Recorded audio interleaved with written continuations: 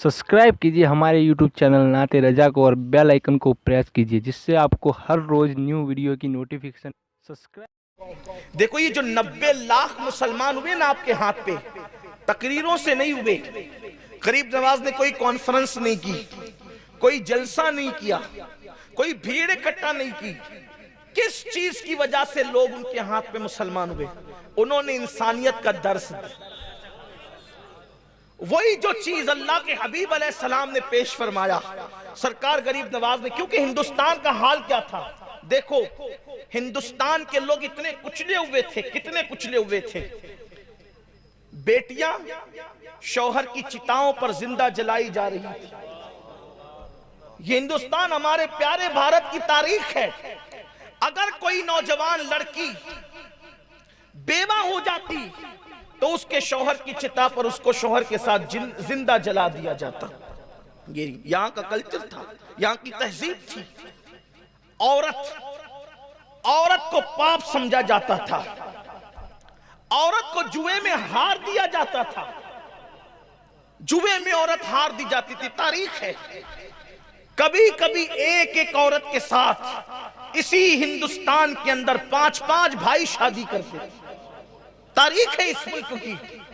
हमारा भारत बड़ा अजीम है, बड़ा महान है भारत, बड़ा प्यारा है भारत। लेकिन मुल्क हमेशा अच्छा रहा है। कभी लोग अच्छे नहीं रहते, कभी लोगों का अंदाज अच्छा नहीं रहता, कभी लोगों का अखलाक अच्छा नहीं रहता। सरकार गरीब नवाज उस माहौल में आए कि अल्लाह अकबर, लोग पेशाब पीते थे और घी के दिए पत्थरों के करीब जलाते थे। ये हालत थी। पीने के लिए पेशाब है और पत्थरों के लिए घी है। हालांकि होना तो ये चाहिए था, इसके बरक्स मामला होता।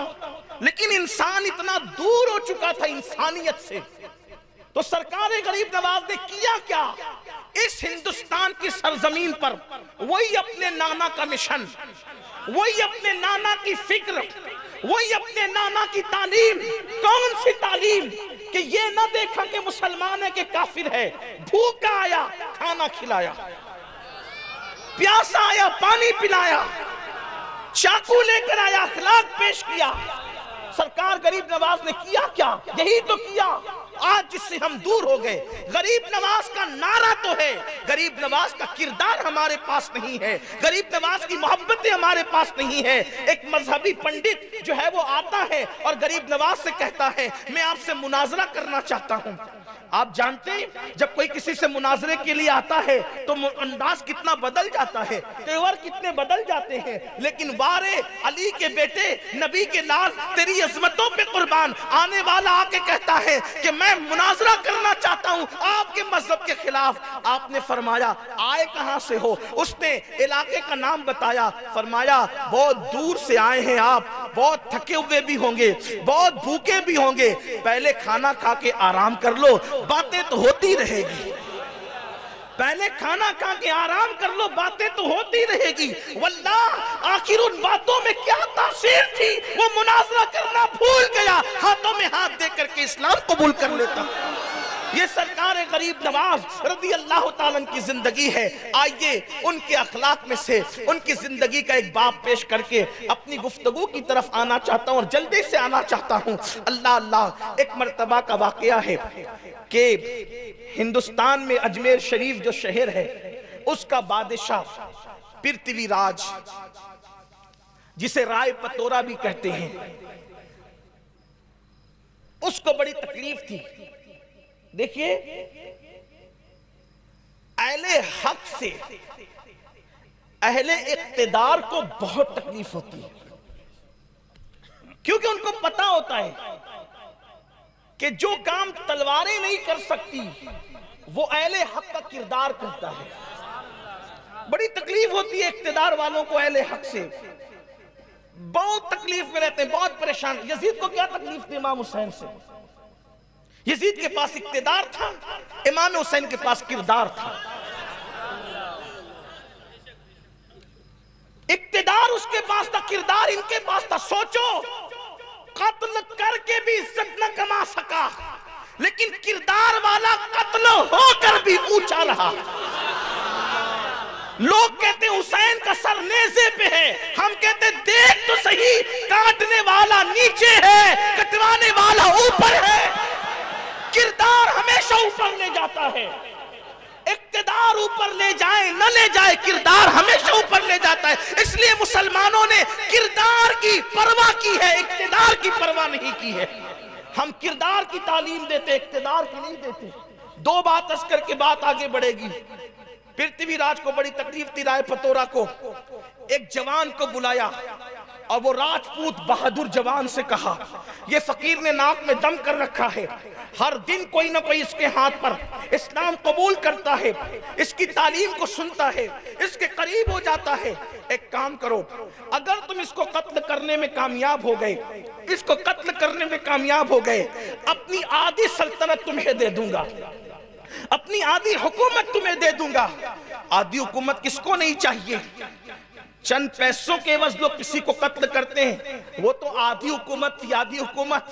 اور رائے پتورا کوئی چھوٹا موٹا آدمی نہیں تھا، اکھنڈ بھارت کا سمراٹ تھا، سمراٹ، ہندوستان کے راجے مہاراجے اس کے پاس آ کر کے بات گزاری کرتے تھے، اس کے پاس آ کر کے جو ہے وہ خراج پیش کرتے تھے، اور اس کے پاس جا کر کے جو ہے وہ خراجے وہ وصول کرتا تھا اور وہ لوگوں سے دولت وصول کرتا تھا۔ ہندوستان کی چھوٹی چھوٹی ریاستوں کے بادشاہ اس کے باج گزار تھے، اس کے ماتحت تھے، اس کے ہاتھ کے نیچے تھے۔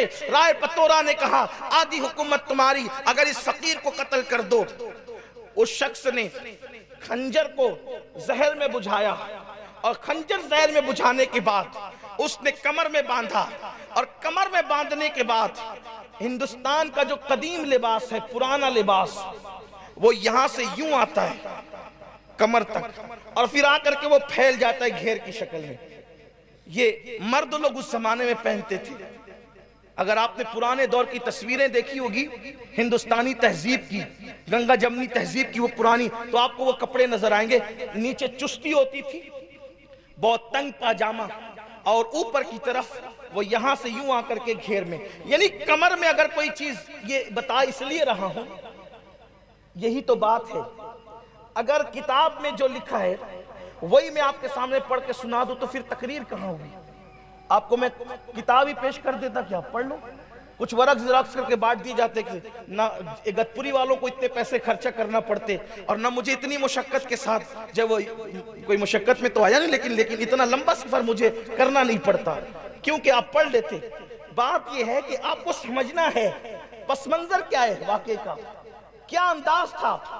تو یہ جو لباس ہوتا تھا، اس میں کمر میں جو چیز بندی ہو یا چھپی ہو تو نظر نہیں آ سکتی تھی، کیونکہ وہ کمر سے گھیر ہو جاتا تھا، بڑا گھیر والا ہوتا تھا۔ غریب نواز کا بیان چل رہا تھا، خطاب، اور اس میں لوگ بیٹھے تھے، وہ بھی آ کر کے بیٹھ گیا۔ لوگ پریشان رہتے ہیں، یار آخر تقریروں میں بولا کیا جاتا ہے، تقریروں میں بولا کیا جاتا ہے کہ لوگ سنتے ہیں، پاگل ہیں، لوگ بیٹھے رہتے ہیں۔ لوگوں کو چاہیے کہ آپ آکے سنیں تو ہم بولتے کیا ہیں۔ 1400 سال سے لوگوں کو یہی غلط فہمی ہے کہ مسلمانوں کی محفل میں بولا کیا جاتا ہے، آپ آکے سنیں تو کیا بولا جاتا ہے؟ یہی بولا جاتا ہے جو بول رہا ہوں کہ انسان کی قدر کرو۔ اور جہاں غلط باتیں سکھائی جاتی ہے وہاں جلسے روڈ پہ نہیں ہوتے، وہاں کان کان میں باتیں ہوتی ہے، اور ہمارے یہاں جلسے کان کان میں نہیں ہوتے، ہمارے یہاں جلسے میدان میں ہوتے ہیں، کیونکہ ہمیشہ حق بات میدان میں کہی جاتی ہے، جس بات میں جھول ہوگا وہ چھپائی جاتی ہے۔ ہمارے مذہب کی کوئی بات چھپی ہوئی نہیں ہے، اذان سے لے کے نماز تک، نماز سے لے کے کردار تک، ساری باتیں ہمارے یہاں چھپی ہوئی ہیں۔ سرکار غریب نواز ایک درخت کے نیچے بیٹھ کر کے بیان کر رہے ہیں، خطاب فرما رہے ہیں، اور کتنی تاثیر ہوگی نا اس زبان میں، جس زبان نے کبھی جھوٹ نہیں بولا، اس زبان میں کتنی تاثیر ہوگی جس نے کبھی حرام لقمہ نہیں کھایا، اس زبان میں کتنی تاثیر ہوگی جس زبان پر اللہ کے ذکر کے سوا کبھی کسی کی غیبت نہیں آئی، کبھی کسی کی چگلی نہیں، کبھی کسی کے ساتھ حسد کے جملے نہیں، کبھی گالی گلوچ نہیں۔ کیسی وہ پاکیزہ اور پاک زبان تھی۔ آپ خطاب فرما رہے تھے، وہاں الفاظ کی ہیرا فیری نہیں تھی، وہاں ادیبانہ اور خطابانہ رنگ نہیں تھا، بلکہ وہاں درویشانہ اور فقیرانہ اللہ کا رنگ لیوے انداز تھا۔ گفتگو ہو رہی تھی थी, लोगों की सिसकियां बन रही थी, लोगों की जिंदगियां तब्दील हो रही थी। ऐसे में गुफ्तगू होती रही, लोग सुनते रहे, अपनी मुराद पाते रहे और जाते रहे। जब महफिल खत्म हो गई, लोग मिल मिल करके जाने लगे, तो सरकार गरीब नवाज ने उस शख्स से जो कमर में खंजर छुपा करके आया था, आपने उसकी तरफ से रुख फेर कर दूसरों की तरफ मुखातब होकर कहा कि भाई जो जिस मकसद के लिए आया था सबका मकसद पूरा हो गया। अब अगर किसी का कोई मकसद बाकी हो तो वो अपना मकसद भी पूरा कर ले। इसलिए कि हर बंदा महफिल में तकरीर सुनने तो नहीं आता ना।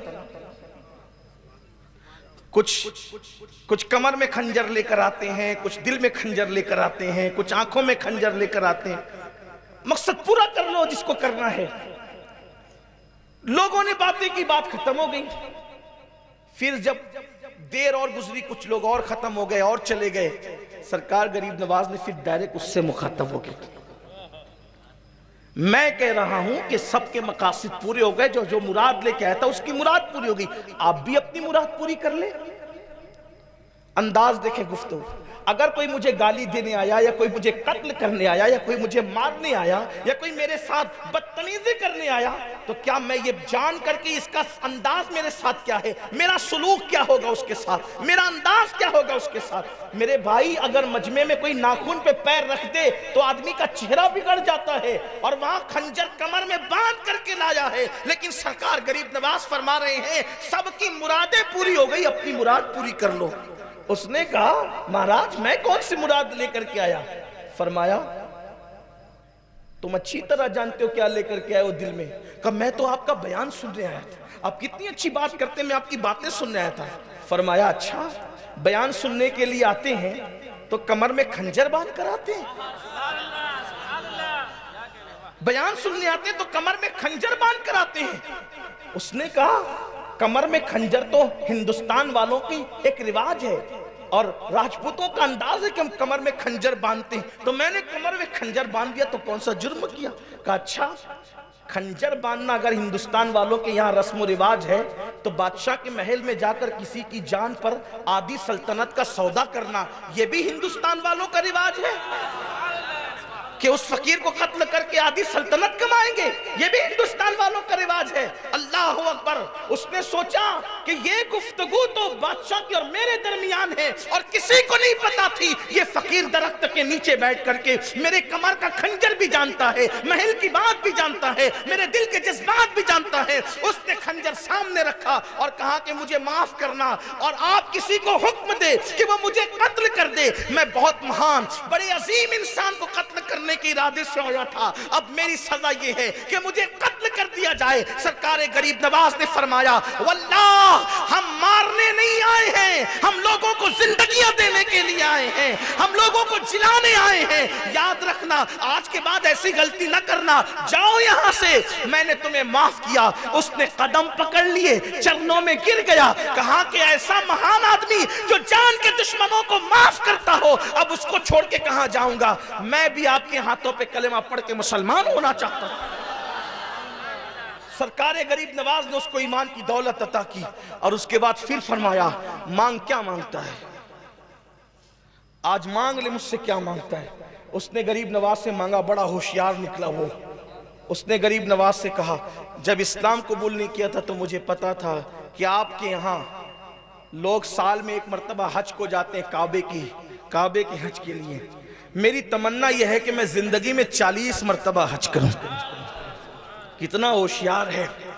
हज नहीं मांगा सिर्फ, बल्कि लंबी उम्र भी मांग ली, क्योंकि हज रोज रोज थोड़ी होगा। जितने हज होंगे उतने साल बढ़ेंगे। उसने कहा कि मैं 40 हज करना चाहता हूं, और फिर तमन्ना ये है जब 40वें हज के लिए जाऊं तो फिर लौट कर नहीं आऊं, मक्के ही में मेरा विसाल हो जाए। सरकार गरीब नवाज ने फरमाया जा तुझे ये भी अता किया। ये थे तबलीग के उसूल, दावत के उसूल, लोगों को अपना बनाने के उसूल। और इस सिलसिले की एक आखिरी कड़ी, सरकार गरीब नवाज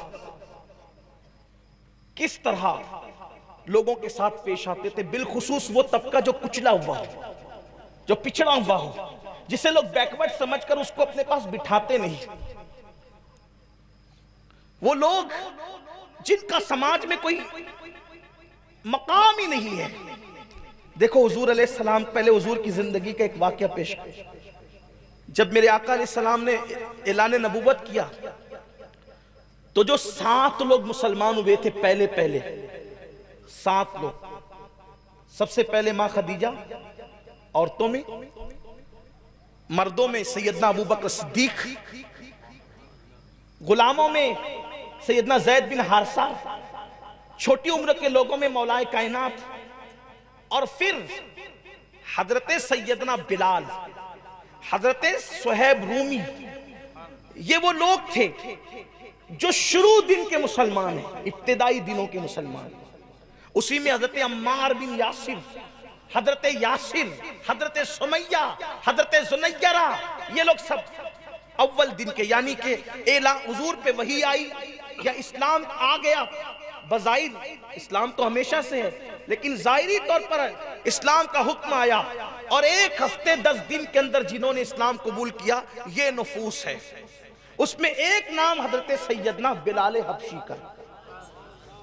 حضرت بلال حبشی ہفتے 10 دن میں اتنی جلدی مسلمان کیسے ہوئے؟ کیوں اتنی جلدی مسلمان ہوئے؟ وجہ یہ تھی. مسلمان ہونے کی وجہ دیکھو، جو ہمارے اندر نہیں ہے، یہی بار بار رونا چاہتا ہوں کہ جو ہمارے اندر نہیں ہے. اصل اسلام کی تعلیم کتابوں میں محدود، اصل اسلام پر عمل کرنے والے قبروں میں، اسلام کتابوں میں، اسلام پہ عمل کرنے والے قبروں میں، اور آج ہم نمائش کرتے ہوئے نظر آ رہے ہیں. خدا کے لیے دین کی طرف آئیے، اسلام کی روحانیت کی طرف آئیے، اسلام کے اصل ہدف کی طرف آئیے، اسلام کے اصل مقصد کی طرف آئیے. سیدنا بلال حبشی مسلمان کیوں ہوئے؟ ابھی حضور نے نبوت کا اعلان نہیں کیا. بلال حبشی غلام تھے، یہ آپ سب کو پتا ہے. ان کا مالک ان سے رات دن کام لیتا تھا. ایک دن بلال بیمار ہو گئے، اور بیماری کے عالم میں رات کو کام کرتے جاتے تھے اور روتے جاتے تھے. اللہ کے حبیب علیہ السلام کعبے کے طواف کے لیے جا رہے تھے یا طواف کر کے نکل رہے تھے. دیکھا کہ کوئی رونے والا رو رہا ہے. حضور علیہ السلام کی یہ عادت تھی کہ کسی کی آنکھ میں کبھی آنسو نہیں دیکھ سکتے تھے، کسی کو کبھی بے چین نہیں دیکھ سکتے تھے. ہاں یہی تو بات ہے کہ ہمارے نبی کسی کی آنکھوں میں آنسو نہیں دیکھ سکتے تھے، اور آج ہم لوگوں کی آنکھوں میں آنسو ہی ڈال رہے ہیں. حضور لوگوں کو بے چین نہیں دیکھ سکتے تھے، ہم لوگوں کو بے چین ہی کر رہے ہیں، لوگوں کو بے قرار ہی کر رہے ہیں، لوگوں کو ستا ہی رہے ہیں. میرے آقا علیہ السلام نے دیکھا کسی کے رونے کی آواز آ رہی ہے. حضور رک گئے. رکنے کے بعد پوچھا کون ہو؟ بلال. کیوں رو رہے ہو؟ کہا کہ بخار ہے اور میں بیٹھ بھی نہیں سکتا، میں نے کھانا بھی نہیں کھایا ہے، میرے مالک نے مجھ پہ اتنا کام لاد دیا ہے کہ اب میں اتنا کام نہیں کر سکتا. لیکن جب وہ صبح کو آئے گا اور وہ دیکھے گا کہ میں نے کام نہیں کیا تو وہ مجھ پر چابک برسائے گا، میری بیماری کا، میری فاقہ کشی کا خیال نہیں کرے گا. میرے آقا علیہ السلام نے فرمایا جاؤ تم سو جاؤ. انہوں نے کہا اگر میں سو جاؤں گا اے اجنبی جوان، اگر میں سو جاؤں گا تو پھر میرا کام کون کرے گا؟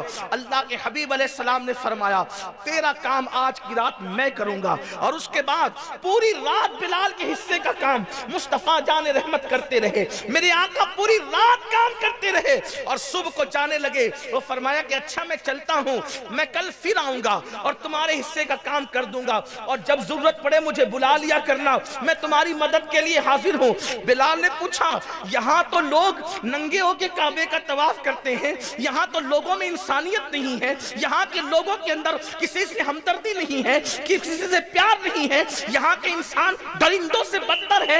اس تاریکی کے اندر آخر یہ آفتاب کہاں سے، یہ مہتاب کہاں سے، کون ہے آپ کا نام کیا ہے؟ میرے آقا نے فرمایا مجھے کو محمد ابن عبداللہ کہتے ہیں، میں بنو ہاشم سے ہوں، جب ضرورت پڑے مجھے بلا لیا کرنا. اللہ اکبر. اب کب جب بلال کو ضرورت پڑتی بلال یاد کر لیتے اور آقا ان کی مدد فرما دیتے. لیکن ایک دن کسی نے بلال سے کہا بلال پتہ ہے مکے میں کیا ہنگامہ ہوا؟ بلال نے پوچھا کیا ہنگامہ ہوا؟ کہا ایک بندہ کہتا ہے کہ وہ اللہ کا رسول ہے. کہا کہتا کون ہے؟ تو کہا کہ وہ محمد نام کے. بلال نے کہا واللہ جو غلاموں کے ساتھ اتنا اچھا سلوک کرتا ہو وہ کبھی اللہ کے معاملے میں جھوٹ نہیں بول سکتا. بلال کلمہ پڑھ کے مسلمان ہو گئے. کچھ سنے سنے بغیر، کوئی اسٹڈی کیے بغیر، یہ کیا چیز تھی؟ غلاموں کے ساتھ اللہ کے رسول کا حسن سلوک۔ اب آئیے دیکھیے سیدنا غریب نواز، ایک کسان غریب نواز کے پاس ہے، غریب نواز کے پاس ایک کسان ہے، اور آ کر کے کہتا ہے وہ کسان کہ سرکار بادشاہ نے میری زمین پہ ٹیکس زیادہ لگا دیا، میں ٹیکس نہیں بھر سکتا، اور مجھے پتا چلا ہے کہ بادشاہ آپ کے مرید کا مرید ہے۔ جو دلی کا بادشاہ ہے اس کا نام تھا شمس الدین التمش۔ دلی کا بادشاہ اس وقت کون تھا؟ شمس الدین التمش۔ معمولی آدمی نہیں، جس کی کبھی تہجد نہیں چھوٹی، جس کی عصر کی پہلے کی سنتیں غیر موقعہ نہیں چھوٹی، جس نے ماں بہن بیٹی بیوی 4 عورتوں کے علاوہ 5ویں کسی عورت پر جان بوجھ کر نظر نہیں ڈالی، اسے کہتے ہیں شمس الدین التمش۔ کوئی معمولی آدمی نہیں ہے۔ آیا کسان غریب نواز کے پاس اور کہتا ہے کہ دلی کے بادشاہ نے ٹیکس لگا دیا ہے مجھ پر، میں بھر نہیں سکتا۔ غریب نواز نے فرمایا ہم تیرے ساتھ دلی تک چلیں گے، ہم تیرے ساتھ۔ آپ یہ نہیں سمجھے کہ میں یہ واقعہ کوئی گڑھ کے لایا ہوں، آپ یہ نہ سمجھے کہ کسانوں پہ مصیبت آئی ہے تو میں یہ بات لے کر آیا ہوں، ایسی بات نہیں ہے۔ میں نے برسوں پہلے بھی اس واقعے کو بیان کیا ہے، میری تقریروں میں آپ دیکھ سکتے ہیں آپ۔ اس کا مطلب گرے پڑے لوگوں کے کام آنا۔ ہمارے پاس کوئی آتا ہے نا، جیسے مثال کے طور پہ میرے پاس کوئی آ جائے، اس لیے کہ سب سے گرے پڑے تو اپنی ہے نگاہ، برے تو سب سے اپنے ہی ہے۔ کوئی آگے یہ مسئلہ ہے ہمارا، اللہ آپ کا مسئلہ حل کر دے۔ ارے اللہ مسئلہ حل کر دے، وہ تو یہ مسجد میں بیٹھ کے بھی کر سکتا تھا، اللہ میرا مسئلہ حل کر دے، آپ کے پاس کیوں آیا؟ اور کچھ زیادہ جتن کریں، کوئی تعویذ دے دیں، اللہ مسئلہ حل کر دے۔ میرے عزیز، صرف دعا اور تعویذ سے مسئلے حل نہیں ہوتے۔ ہمارے نبی کسی کے مسئلے کے لیے کسی کے ساتھ کسی کے گھر تک گئے تھے، ہمارے اولیاء کسی کے مسئلے کو حل کرنے کے لیے اجمیر مقدس سے دلی تک کا سفر کر رہے تھے۔ ہم بھی اپنے سورسز کا استعمال کر کے کسی کی مدد کر سکتے ہیں، لیکن کوئی مسئلہ لے کر کے آئے تو ہمارے پاس ٹائم ہی نہیں ہے۔ ٹائم ہے ہمارے پاس، لیکن ٹائم کس لیے؟ واٹس ایپ کے لیے ہے، فیس بک کے لیے ہے، غیبتوں کے لیے، چگلیوں کے لیے، نفرتوں کے لیے ہے، عداوتوں کے لیے ہے، فتنوں کے لیے ہے۔ اچھائی کے لیے ہمارے پاس ٹائم نہیں ہے۔ اور یاد رکھنا، اچھائی اچھائی ہے، برائی برائی ہے، اچھی طرح یاد رکھنا، اچھائی تمہاری نسلوں کو بھی اچھا بنا سکتی ہے، اور اس کی برکتیں تمہاری نسلوں تک باقی رہے گی، اور برائی جو ہے تمہاری نسلوں تک اس کی نحوست کو پہنچا سکتی ہے۔ اس لیے یاد رکھنا، اللہ نے اچھے کام کے لیے بھیجا ہے، اچھے کر سکتے ہو تو کرتے رہو۔ سرکار غریب نواز کے پاس کسان آتا ہے اور آ کر کے کہتے ہیں سرکار یہ مشکل آن پڑی ہے۔ غریب نواز نے بادشاہ کو کوئی خط نہیں لکھا، بابا کتب کو کوئی خط نہیں لکھا، اور فرمایا کہ چلو چلتے ہیں۔ ساتھ لے کر کے دلی پہنچے۔ جب دلی پہنچے تو دلی پہنچنے کے بعد اطلاع ملی کہ غریب نواز آ رہے ہیں۔ وقت کا دلی کا بادشاہ بابا کتب کو ساتھ لے کر کے استقبال کے لیے آیا، قدموں پہ سر رکھا۔ سرکار قطب الدین بختیار کاکی نے کہا حضور بغیر اطلاع کے تشریف لائے؟ فرمایا بابا کتب ایک کام تھا ہمارا ایک کام تھا وہ لے کر آئے۔ حضور آپ کا کیا کام تھا؟ کہ یہ کسان ہے ہمارے شہر کا رہنے والا، اجمیر شہر کا رہنے والا، یہ اس پر لگان بادشاہ کے کارندوں نے زیادہ ڈال دیا ہے اور یہ بھرنے کی طاقت نہیں رکھتا، تو میں چاہتا ہوں کہ اس میں کمی کر دی جائے۔